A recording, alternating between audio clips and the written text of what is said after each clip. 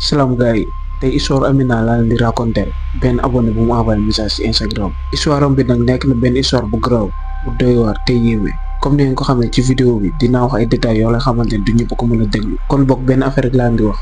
bu fekkee da ngay tiit bu fekkee seetaan vidéo bi. maa ngi tudd Amina am naa jëkkër bu am ñetti doom pour ngay gën a comprendre sama histoire il faut ñu dellu bu ma nekkee xale. maa ngi fàttaliku jamono jooju noonu man sama papa ak sama yaay ñoo bokkoon benn kër amuloon dara lu ma manqué loon ndaxte sama papa lépp la ma doon defaral te sama yaay moom mooy toppatoo loolu yëpp pour xamal leen ni que dara manqué lu ma woon te maa ngi dund mbégte. maa ngi doon fàttaliku reetaan yi ma doon dégg ci kër gi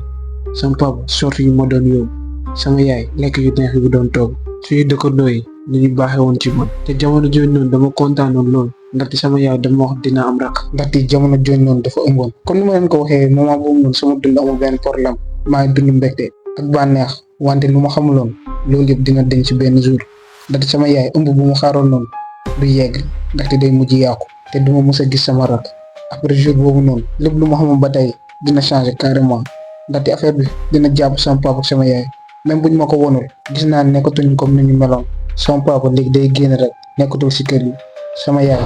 à chaque fois day jooy waaye jamono jooju noonu dama nekkoon xale bu ndaw mënu moon comprendre lépp waaye am na lu ma doon seetlu ndaxte quelque temps après sama papa ak sama yaay commencé di xuloo yu metti ci biir kër gi te man depuis bu ma juddoo ba léegi musuma leen gisee noonu après loolu yëpp ay weer tegu si waaye dara changé wul mën naa ne dafa gën a garaaw sax ndaxte sama papa dañ ko suspendre fu muy liggéeyee loolu nag tax mu changé kanam carrément daanuloon sax wax ak man jamono jooju noonu nekkoon na jamono bu gën a metti si man ndaxte sama papa daa yàgg doon sama xarit moment boobu noonu sama dund changé na carrément ba amatuma si woon yaakaar wante comme ni nga koy waxee yàlla buy defar day mel ni kuy yàq ci la moment boobu noonu exactement sama maam bu jigéen ku jur sama yaay la ñëwee ci kër gi depuis jour boobu mu eggee suñu kër sama yaay ak sama papa dañoo gën a jege mën naa ne peut-être bu njëkk bi dañoo doon naxasal di def semblant pour sama maam bañ a inquiété wu wante loolu yëpp tax na ba jàmm ñëwaat ci kër gi parce que à la fin dund bu ma xamoon moo ngi ñëwaat par ndànk-ndànk sama papa récupéré na liggéeyam sama yaay gisatuma ko muy jooy wante loolu yëpp ginnaaw yàlla ak sama maam am na beneen nit bu joué benn rôle important ci situation boobu nit kooku noonu nekkul keneen ku dul sama xaritu yaay mën naa ne sax doomu ndeyam ndaxte ñoom ñaar ñoo màggandoo ñoo foowandoo te ñoo bokkoon même koñ loolu yëpp tax na ne ma jàppee ko comme sama tante sama yaay période bu mu ñàkkee doomu moom moo nekkoon ci wetam à chaque fois dama doon gis mu koy yedd di dalal xelam te moom moo fa newoon di fóot di togg di def lépp presque loolu yëpp pour wax leen moo dimbali sama yaay ba mu génn ci situation boobu noonu un an après ba loolu yow xewee sama maam ñibbi na bu yàgg wante kër gi ñëwaat na à la normale presque fàtte woon nañ du fa jotoon xew yëpp dañuy commencé jëlaat suñuy dund waaye moment boobu noonu lay yëg ni sama yaay dootu mën a amaat doom fi mu yëgee loolu sama yaay commencé waat di jooyaat wante contrairement bi paase sama papa jàppale na ko bu baax ndax di gisoon naa ni moo ngi koy toppatoo jagle na ko temps def na kétt lay kàttalam pour sama yaay génn ci dépression bu mu nekk maa ngi fàttaliku demoon na sax ba andi imaamu koñ ngir mu wax ak sama yaay te waar ko après bu mu defee loolu ci la sama yaay jógee commencé di nangu ndogal te gën a jege yàlla jamono yooyu noonu fu ma gis sama yaay day yor kurusam di wér lu mu dund noonu da ko changé woon carrément te loolu gisoon naa ni neexoon na loolu sama papa encore une fois jàmm bu ñëwaat na ci kër gi léegi nag après loolu ay weer jàll na ba benn dimanche rek ma yeewu gis ni kër gi da am xew affaire bi jaaxal ma loolu kenn musuma wax ni tey jii nii ci kër gi am na lu fi xew loolu laa jéemee wër sama yaay ci kër gi wante gisuma ko bi ma duggee ci néegam ci laa gisee sama maam toog nuyuma ko sax ci laa ko laajee directement maam lu fi xew te yëguma ko ci la ma tontee nii sa papa ak sa yaay waxuñu la dara ma ne non waxuñu ma dara mu ne sa papa yi takk jabar affaire bi bu ma ko waxee daf ma jàpp choc ci laa taxaw xool ko ma ne ko loolu lu mu nekkee sa papa takk beneen jabar sama yaay nag lu mu wax lu mu ci xalaat sama maam nee na xanaa du sa yaay moo ko takkal ma ne ko lan sama yaay moo ko takkal jabar sama maam nee ma waaw kay te ku mu takk nekkul keneen ku dul sa xaritu yaay ndey kumba bi ma waxee loolu maa mel ni ku jaxasoo ndaxte affaire bi daf ma bett tellement que xaw ma na laa ko war a jëlee ndaxte ndey kumba sama xaritu yaay la te en plus man sama xarit la wante mënuma foog ni mun na doon sama jabaru paaw ci laa waxee sama maam sama yaay ni mu mën a defee loolu sama maam ci la ma tontee mu ne yow xam nga lu dal sa yaay xam nga ni dafa am problème mënatul am doom te lu yàgg-yàgg xam nga ni yow sa papa dina takk keneen loolu tax mu décidé andi meilleur xaritam pour au moins mu bañ a dund nakar ci kër sama maam pareegul wax sax ma dagg ko ma ne yow léegi nag yow ànd ak lu mu def noonu la ma waxee ni musul ànd ak moom te sama papa sax dafa bañoon waaye sama yaay moo ko forcé sama maam bu mu waxee loolu ci laa xam ne mënatuma ci dara ndaxte sama yaay moo jël décision yëpp après jour boobu noonu pare nañu célébrer mariage Ndey Kumba séesi na. maa ngi jéem a forcer sama xel mais ba tey mënuma ko nangu. Ndey Kumba nan la mën a séesee si kër gi. wante du ma gënoon métti mooy si kër gi ñoo ngi doxalee comme si dara xewul. sama yaay ba tey waxuma dara. sama papa tamit ba tey waxul dara. ci même jour boobu noonu ma day Ndey Kumba ci ëttu kër gi ma dem pour nuyu ko wante mu romb ma rek mel ni ku ma gisul. affaire bi jaaxal ma loolu ndaxte Ndey Kumba comme ni ma leen ko waxee avant moo dugg si kër gi sama xarit la woon. kon lu tax mu doxalee ni affaire bi jaaxal ba loolu. heure añ bu mu jotee ñu jëm ñu toog man ba léegi lu jotoon xew si suba si moo ngi sama xel waaye Ndey Kumba bizarrement mu commencé di wax ak man ci digg nit yi di ma tooñ. affaire bi gën ma jaaxal wante kon que nit yëpp ngi fa loolu tax waxuma dara lu mu wax rek ma ree noppi. bi ma paree añ ma dem sama néegu yaay waxtaan si ak moom wante lu ma wax nee na peut-être mariage bi démb dafa xawoon sonn rek ndaxte xew bi dafa bëri woon nit. ma ne ok peut-être loolu la waaye pour wax dëgg loolu mënu ma ko fàtte. si même journée bi fekkante ni dama bëggoon génn kër gi pour jënd benn affaire bu mu eggal ci bunt bi ci laa déggee ñaari baat yu jigéen di wax ku gis jëkkër ji nga xam ne kii kenn toppatoo ko te en plus mu muuru ak tàngaay bii nii. bi ma déggee loolu automatiquement laa xam ne sama yaay la ñu waxal ndaxte moom kese moo muuru si kër gi. noonu laa génnee wante bi ma jegee bunt bi ci la am lu ma bett ndaxte ñu doon wax nekkul ñenn ñu dul Ndey Kumba ak rakam bu jigéen. biñ ma gisee rek ñu noppi man ma continuer sama yoon mel ni ku déggul. Ndey Kumba ci la ma woowee mu ne naa ko jëndalaale benn affaire ci bitik bi ma jëlee xaalis pour dem rek ci laa déggee rakk ji neem est-ce que dégg nañ. Ndey Kumba ne ko fooguma ko déggul dara ci laa continuer rek dem bàyyi leen fa. bés jooju noonu laa xam ne Ndey Kumba nekkul nit ku baax waaye lu ma gënoon metti mënu ma ko wax sama yaay ndaxte su ma ko waxoon sax du ma gëm. ñetti weer après bu mu séesee Ndey Kumba commencé na wane kanam dëkk ci kër gi ndaxte à chaque fois day jéem provoquer sama yaay di ko tooñ di ko gaaruwaale ngir ñu jote. wante sama yaay nekk na nit koo xamante ni bëggul coow loolu tax Ndey Kumba lu mu def rek day ne bàyyi naa ko ak yàlla. lu mu daan def nag bëri na comme par exemple bu doon bale kër gi ay bale fépp bàyyi sama côté néegu yaay. sama yaay bi mu ko laajee lu tax muy def loolu mu tontu ko bu fekkee ni mindaan nga bëgg demal uti ko. commencé woowee sama yaay oto bu panne loolu lay firnde ne mënul. sama yaay nag avertir na ko ba sonn pour mu bàyyi di ko woowee loolu wante mu bañ il faut que mu wax ko sama papa ci la doogee bàyyi. bref loolu yëpp pour wane ne que jéem na def lépp pour xeex sama yaay. jikko bi nu mu changé bett na ko lool waaye terewul moo ngi jéem a maslaa ak Ndey Kumba ndaxte comme ni ma leen ko waxee sama yaay nitu jàmm la jàmm rek lay wër wante Ndey Kumba bugg si dégg dara. ndaxte à chaque fois day def lu gën a bon ba benn jour ci la jéemee xeex ak man sama yaay nag mënatu ko muñ ci la dem waxtaan ak sama papa nag nekk na nit ku muus. sama yaay bi mu ko waxee loolu ci la woowee Ndey Kumba mu ne ko yow kii nii moo la andi ci biir kër gi kon mënu la bañ lépp lu mu la wax rek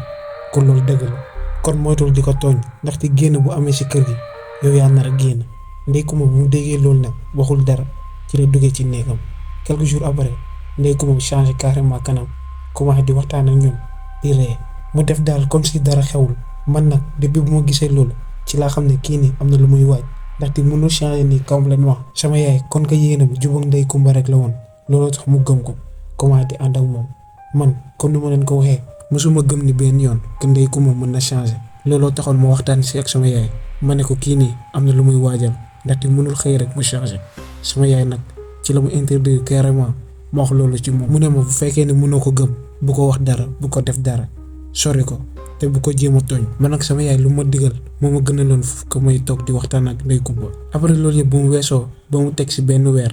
sama yaay commencé di feebar yu metti dafa doon jàpp biiram di xataraay ba ñu yóbbu ko hôpital ci la duggee urgence bu mu si génnee gars yi neen gisuñu dara docteur yëpp xamuñu lan mooy metti biiram. affaire bi nag jaaxal ñu ñëpp digaloon nañ ko mu def rajo def na lépp wante gisuñu dara. wante malgré loolu yëpp day tane rek wante à chaque fois day toog di xataraay biir buy metti dem na sax ba mënatuñ ko yóbbu hôpital ndaxte à chaque fois bu demee gars yi dañuy ne gisuñu dara. feebar bi jàpp na ko tellement que ba sama yaay nekk na nit koo la nga xamante ni am na yaram dafa mujj sew. sama maam nag bu mu déggee loolu ci la ñëwee si kër gi pour faj ko waaye bizarrement jour bu sama maam ñëwee si kër gi Ndey Kumba ci la décidé dem seen kër comme si mu mel ni ku koy daw. sama maam wax na ko sax sama papa mu ne yow Ndey Kumba xanaa daf may jéem a daw. sama papa noonu la ko laajee lu tax mu wax loolu sama maam ne ko mu dégg muy ñëw rek mu dem yoonam te xaaruma sax. sama papa ci la tonde sama maam bul wax loolu daa am lu muy lijjanti rek loolu rek la. man nag buy doon wax loolu yëpp man maa ngi taxaw rek di xool sama papa. sama maam bu mu àggee rek ci la jëlee sama yaay mu yóbbu ko ci sëriñ kat leeroon na ko ni lu dal sama yaay mbirum seytaane la docteur mënu ci dara. bu demee ci sëriñ bi ci lañ ko xamal ni clairement que sama yaay dañ ko jàpp et que d'après sëriñ bi li mu wax liñ ko def mënuñ ko dindi ndaxte ci lekk lañ ko jaarale ndaxte liggéey bu jaar ci lekk nekk na lu gën a bon ci àdduna bi. sëriñ bi ci la ko waxee heure yi yàlla rek moo ci mën dara sama yaay na yokk lu muy julli lu muy ñaan ak lu muy saraxe. sama maam nag bu mu déggee waxu sëriñ bi kontaanul ci la jéemee dem ci yeneen sëriñ à chaque fois presque même chose lañ koy wax wante mu continuer rek ba mu dajeek benn imam waaye ci la ko li saxaarale mu ne ko ci biir kër gi am na luñ ci dugal te am na ay takk yoo xamante ni mu ngi sama biir néegu yaay. sama maam bu mu déggee loolu après bu mu ñëwaatee rek ci la mu woowee mu ne ma naa seet lépp loo xamante ni nduroon ak gàllaaj ci biir kër gi. ci laa duggee sama néegu yaay commencé seet yàgguma wër sax ndaxte bu mu eggee côté buntu bi ci laa gisee benn bën bën ma dugg sama loxo noonu laa fa génne benn morceau bu weex tàll ñu bind ci ay arab. man nag bi ma gisee loolu ci laa ko yóbbee sama maam bu mu eggee ci moom wan ko sama maam ci la ko téye dugal ko ci benn mbës takku ko. sama yaay nag moment boobu noonu daluñu sax ndaxte biiram dafa commencé woon mettiwaat. sama maam ci la ma xoolee mu ne ma yow xam nga ku def lii ma yëngal sama boobu mu ne kon bul wax dara noppi rek comme si gisuñu dara ci kër gi ndaxte lu loxo def rek loxo mën na ko dindi. après loolu bu mu passé quelques jours weesu na sama maam à chaque fois day génn rek di dugal toogul benn yoon ci kër gi wante ci diggante bi sama yaay commencé na tane ndaxte lépp moo koy commencé defal boppam. ndey kumba nag depuis sama maam bu mu duggee ci kër gi ba léegi ñëwagul waaye comme ni ma leen ko waxee sama yaay commencé woon na tane ba mu jug sax sama maam ci la ko expliqué que ndey kumba moo koy jéem a liggéey wante sama yaay tontu na ko clairement que loolu mënul nekk ndaxte ndey kumba xaritam benn bakkan la mënu ko def dara. sama maam nag bu mu déggee loolu mu mer loolu ci la commencé di saaga sama yaay mu ne ko yow da ngay jéem a xaru wante lii man maa siy jóg. sama yaay ci la ko tontee na def lu ko neex waaye bu mu ko si dugal. quelques jours après sama yaay bu mu waxee loolu biiram commencé méttiwaat bii ba ñu yóbbu ko direct urgence comme d'habitude rek gars yi neen xamuñu lu koy métti wante sama yaay benn moo rek la doon répété sama biir baa ngi tàkk sama biir baa ngi tàkk. docteur yi bu ñu déggee loolu jëmoon nañ ko jox façon calmant bu nekk waaye dara te yàlla def na ni ci guddi soosu noonu la sama yaay génn àdduna. docteur bu mu génnee ba wax ñu ko mënuma ko woon gëm foogoon naa ni sax ci ay gént laa newoon sama yaay gaañu na loolu nu mu mën nekkee affaire bi nag dama bettoon tellement ba mënuma woon jooy comme si dama see préparé woon sama parti xel ndaxte gisoon naa ni fan yi passé yëpp sama yaay nekkul. bi ma tourné xool sax maam bët yi ñoo ngi taa wante moom tamit jooyul. loolu nag bettu ma woon ci moom ndaxte sama maam nekk na nit ku gëm yàlla te en plus nekk na jigéen bu dëgër wante contrairement ak ñun ñëpp sama papa moom kese moo doon jooy. dem na sax ba commencé menacer docteur yi mu ne ñoom ñoo rey sama yaay te dina leen porter plainte. ci la yeneen nit yi fa newoon jug comment di tee sama papa naan ko na gëm yàlla ndaxte lii yëpp nattu kese la. jour boobu noonu nag du ko mës a fàtte sama àdduna ndaxte fa lañ fanaan ba ci ëllëg si. après loolu ci lañ dellu kër ga pour préparer dëj bi waaye sentiratuma dara comme si am na luy dindi si man. nit yi buy ñëwee sax pour ñaanal ma du ma leen dégg ndaxte comme si nekkuma fi. après jour boobu noonu mbokk yëpp ñëw nañ jaale si ñun dëj bi passé na sama yaay suul nañ ko ba pare waaye benn nit rek laa gisul depuis boobu ba day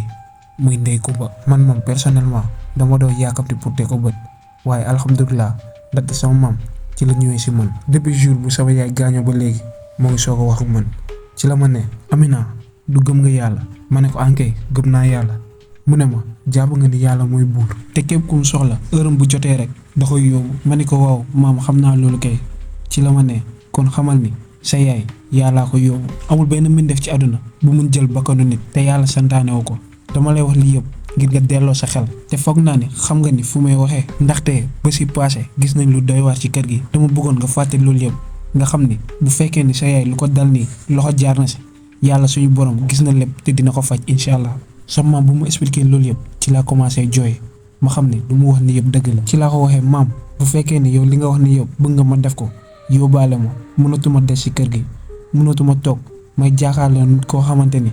peut-être moom moo rey sama yaay. ngir yàlla rek loolu rek laa lay ñaan booy dem nga yóbbaale ma. noonu la ma ne li nga wax ni yëpp xalaat naa ko bu yàgg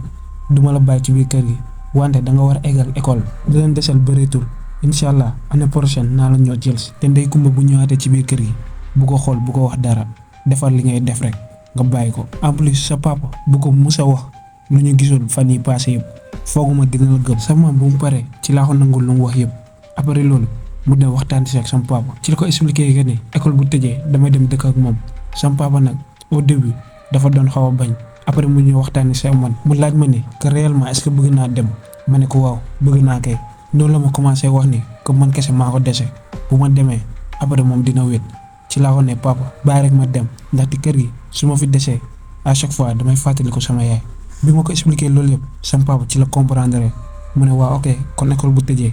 mën nga dem sa kër maam. benn semaine après ba loolu yëpp bu mu weesoo Ndeye Coumba ci la soogee dugaat ci biir kër gi bi ñu gisantee ñun ñaar comme sama maam ni ma ko xelalee waxuma ko dara ci laa ko bàyyi tout tranquille moom tamit jaalewu ma waxuma dara lu jëm si sama yaay. moment boobu noonu meroon naa loolu ndaxte mënu ma woon comprendre sa meilleur xarit ki nga doon àndal nga jàppee ko comme sa doomu ndey mu gaañu tegoo benn yoon sa tànk ci dëjëm te en plus ngay doxalee comme si dara xewul moom nag bu mu duggaatee ci biir kër gi amu fa jàmm ndaxte sama papa dafa mel ni ko mere gisuma benn yoon muy wax ak moom dem na sax fanaanatul ak moom sama néegu yaay lay fanaan te en plus bu toggee añ kenn du lekk du man du sama papa ñu doxalee noonu ba mu mat presque 2 semaines après bu mu ñëwaatee ba mu gisee loolu arrangé tu ko ci la woowee ay mbokkam ñu ñëw maslaa moom d'après lu mu leen wax man ak sama papa duñ ko sax xool moom kese moo nekk ci kër gi bu toggee duñuy lekk lu mu def duñ ko jéem a laal mbokkam mi nag ci la ñu woowe ñun ñëpp ñu toog ci biir salle bi ñuy jéem a waxtaan ak ñu lan mooy problème bi buñ ma laajee te daa am lu ma jote Ndeye Coumba ma xool leen ma ne leen dara bu ñu ko laajee sama papa ci la leen expliqué que ni jour dëj bi Ndeye Coumba tegu fa tànkam te xaritam moo gaañu loolu mënu ko woon comprendre sama papa pareeguloon wax sax mbokkam yëpp jug ñu ne non kii ni jour boobu noonu dafa naroon xaru sax dafa doon jooy yu metti ci biir kër gi buñ ko jàppaloon dafa naroon rey boobam te après loolu feebar bu metti jàpp ko loolu tax mënuloon teg tànkam si dëj bi bu ñu waxee loolu sama papa automatiquement ci la leen gëm ci la tourné ci Ndeye Coumba mu ne ko yow lu tax waxoo moon lii yëpp xam nga ni bu mu ko xamoon du ma doxalee ni Ndeye Coumba ci la ko tontee non da nga amoon ay nakaar te bëgguma loon teg yeneen problème loolu kese la sama papa ci la waxee waa famille Ndeye Coumba lii rek moo nekkoon suñu problème bu fekkee loolu rek moo nekkoon seen tànk na seen xel dal jàpp leen problème yi amoon yëpp réglé woon sama papa bi mu doon wax rek ci laa tourné yem si kanamu Ndeye Coumba mu may xool di ree man nag affaire bi metti ma trop ndaxte xam naa ne diil la teg ak waa famille am wante mënuma si woon dara ci laa jógee ma ne am na exercice yu ma war a def noonu laa demee sama biir néeg toog commencé di jooy après jour boobu noonu Ndeye Coumba ak sama papa juboo nañu situation boobu noonu nekkoon lu ma metti trop ndaxte xam naa ne Ndeye Coumba du nit ku baax moment yooyu noonu dama doon yàkkamti rek école tëj pour ma dem sama kër moom ci laa gën a concentré ci jàng bi ngir ma fàtte lu xew suñu kër yëpp en plus ma passé dem sama kër maam pour eggali fa sama jàng quelques weer après école tëj na heure yi pare naa pour dem sama kër maam wante sama papa ci la ñëwee si man ci la ma expliqué que ni Ndeye Coumba dafa jël ëmb mënatuma dem sama kër maam il faut ma toog di ko jaabal sama papa bu ma waxee loolu ci laa ko ne doo ko utal mindaan man moom damay dem ci la ma dóoree mbaj sama papa mosuma fàttaliku fu ma dóoree à part jour boobu noonu bi ma mbajee ma jug xool ko ma gis si kanamam rëccu na ko lool ci la tourné mu ne demoo fenn dangay toog fii nii jàppale Ndeye Coumba noonu la génnee néeg bi mu dem yoonam man nag ma toog fa di jooy yu metti journée boobu yëpp ba si lendemain bi ma tëj néeg bi bañ a wuyu kenn bañ a lekk si ëllëg si sama papa ñëw si sama buntu néeg jéem ma wax lu nekk jéem ma nax wante ma tëj néeg bi rek ma bañ a tontu ci la continué di insister mu ne damay daaji buntu bi rek ma ne ko même boo daajee mënoo ma forcer lekk sa papa ci la ma ne léegi préparer say bagage ma yóbbu la sa kër maam bu fekkee loolu rek nga bëgg dinaa la yóbbu. bi mu waxee loolu rek ci laa déggee benn baat bu ndaw si suuf mu naan kii boo ko bàyyi mu dem léegi man kan ma mooy jàppale na laa mun a toogee ku doon wax nekkul keneen ku dul Ndeye Coumba sama papa ci la ko tontee dinaa la andil mbindaan kii nii dafa bëgg dem bàyyi ko rek mu dem. ci laa jógee commencé di préparer wu defar sama valise ma génn néeg bi ma génnee ci laa gis sama papa toog ci ëtt kër gi di ma xaar wante am na lu ma manqué loon gisuma samay daal cerax affaire na nekk na lu ma jeexal loolu ndaxte en général samay daal si sama buntu néeg laa koy bàyyi wante bii ba dama génn gisuma ko ci laa ko laajee sama papa mu ne gisul dara man nag moment boobu noonu jéewuma ko saa wër ndax dama ne su ma traîné si kër gi à tout moment sama papa mën naa mu andi la suy dem bi noonu laa dugaatee sama néeg ma jël daal yi mu doon yóbbu école ci laa leen solee ma génn papa dem si yoon bi nag sama papa ci la ma teel sama benn valise mu xool ma mu ne ma Amina maa ngi jégal lu ma la dóor démb dama xawoon mer loolu kese la woon ci laa ko xoolee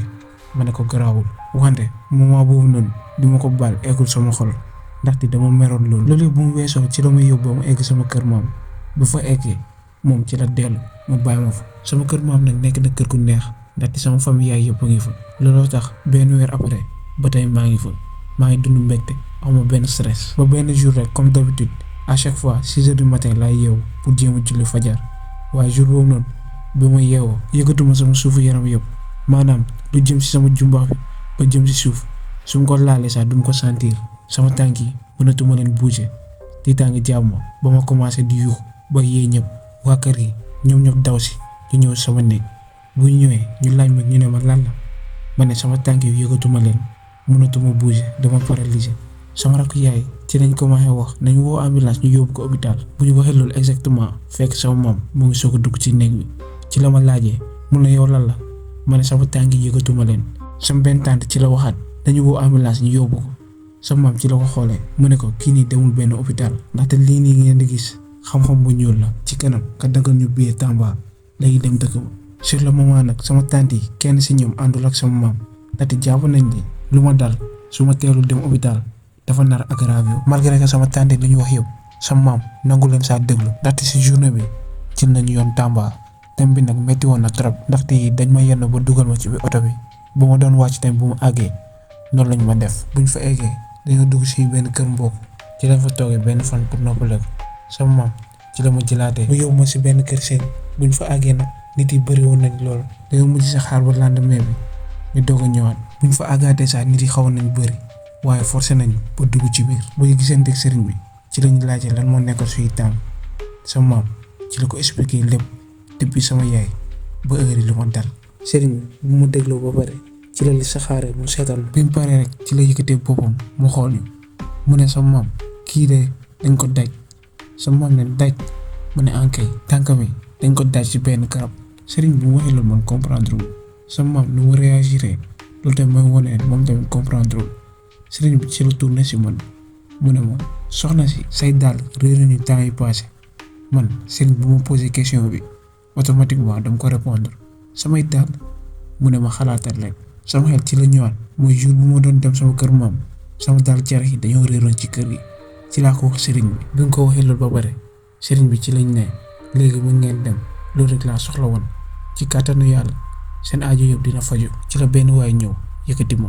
nar ma génne ci néeg bi buy demee ba egg si bunt bi sëriñ bi ci la ne lu dal sa yaay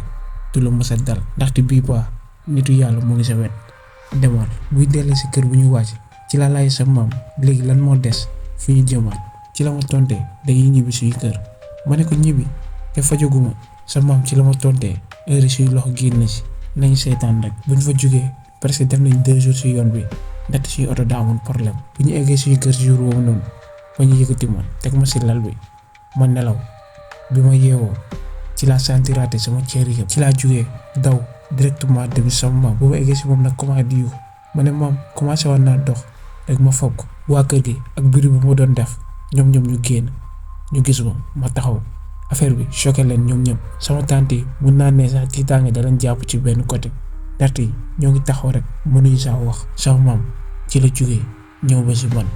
mu ne yow lii commencement film bi la rek ndaxte balaa timis di nga dégg ay xibaar yu gën a neex lii man nag sama maam bu mu waxee loolu maa ngi ne yar xibaar ñoo gën a mën a daax du ma nekk di dund ni sama maam ci la réewee mu ne incha allah di nga ko gis mu dugg ci biir néegam man nag jour boobu noonu yëpp concentré wu ndax sama maam lu mu wax ci laa doon xalaat waaye loolu yëpp dinaa ko fàtte ndax tey bër 5 heures sama papa ci la duggee si kër gi bi ko gisee ma kontaan loolu ndaxte dama jàpp ne dafa ñëwoon pour seet si ma waaye bu ma dawee ba dem si moom ba jege si ko bi ma xoolee kanam bi noonu laa gisee ni ko ndurawul comme d'habitude ci la ñëwee si man mu téema mu ne ma Ndeye Coumba da la bëgg a gis ma ne kan mu ne Ndeye Coumba mu ngi hôpital dafa def fausse couche maanaam dafa perte doom buy doon xaar wante depuis bu ñu ko yëgalee loolu ba léegi ni moo ngi jooy rek te sa tur ak sa tur maam la nekk di wax bu ñu ko laajee mu ne da leen bëgg gis lu mu gën a gaawee man nag sama papa bu mu waxee loolu yëpp xaw ma lan la ko waroon tontu ndaxte nouvelle bi dafa ma bett tellement que dama taxaw rek fixé ko sama maam ci la génnee sama papa expliqué ko même affaire bi sama maam ci la ko nee waaw kay ñu dem ci lañ jëlee yoon hôpital bi pour seet Ndeye Coumba wante ci yoon bi yëpp ay xalaat ñoo ma jàpp dafa doon laaj sama bopp Ndeye Coumba lu may doyee surtout tamit sama maam nan la xamee ni dinaa jot benn nouvelle bu mel nii maa ngi koy xool wante sama maam moo ngi tey kursam di wér mu ngi mel ni kuy ree comportement am gën ma jeexal. Après loolu ba ñu àggee ci biir hôpital bi ci la sama papa ne ñu topp ko pour mu woon ñu Ndeye Coumba fu mu nekk ci lañ ko toppee. bu ñu demee ba àgg benn couloir ci lañ dégg ay yuuxu yu fort wante baat bi xamee naa ko ndaxte nekkul keneen ku dul Ndeye Coumba. ci lañ yokkee suñu tànk ngir gaaw a egsi bu ñu eggee si chambre bi ci lañ gis Ndeye Coumba di xataraayu ay nit téye tànk yi ak loxo yi. bu mu tourné gis ñu noonu la commencé di gën a yuux mu naan Amina baal ma Amina baal ma. bi mu ko gisee si état yooyu noonu pour wax dëgg rek Ndeye Coumba lu mu ko bañ affaire bi metti woon na ma loolu. bu ñu duggee rek ñu ko doon téye bu ñu gisee ñu ne yow yaay Amina ci début sànq sa tur lay wax. yéen ñaar loo leen bokk. sama papa ci la tontee mu ne kii doomam la. bi mu waxee loolu rek sa maam ci la ko ne kii du doomam de nit ku bon kii nii na la mën a juree kii. mu ne ñi ko doon téye kii sama sët la yaayam gaañu. sama papa bu mu déggee sa maam lu mu wax affaire bi da ko choqué tellement que dafa taxaw rek di ko xool. ci la ko ne bul wax loolu sa maam ne ko loolu laay wax kay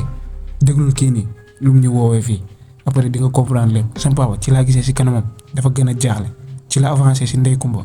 mu ne gars yi di ko doon téye bàyyi leen ko. biñ ko bàyyee rek ci la jubale si man téye samay tànk mu ne baal ma sama papa gën a jaaxle mu ne Ndeye Coumba yow looy baalooy kii nii te lu tax nga woo leen wax ñu lépp. Ndeye Coumba ci la commencé jooy téye sama tànk yi di jooy yu métti ba si yàgg mu tourné mu ne kii bu ma baalul